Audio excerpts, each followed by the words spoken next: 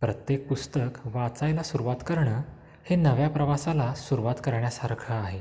कधी कल्पनेच्या प्रदेशात, कधी विचारांच्या जगात, कधी विज्ञानाच्या राज्यात, कधी वनस्पतींच्या दुनियेत. कुठल्या पानावर मनाला आल्हाद देणारं, आधार देणारं किंवा अंतर्मुख व्हायला लावणारं काय मिळेल ते सांगता येणं कठीण आहे.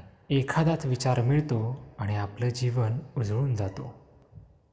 काही लोक बाजरीच्या भाकरीसारखे असतात.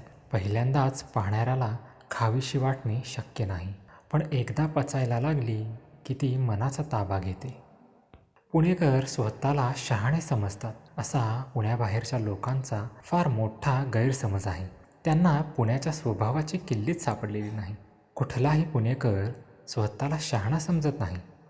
इतरांना फक्त कमी शहाणा समजतो, आपापसातही. त्यामुळे त्याचे बोलणे सदैव तुलनेने चालते. म्हणूनच आजच्या दिवसाची कालच्या दिवसाशी तुलना होत असते. वर्तमानाला भूतापुढे घाबरून राहावे लागते.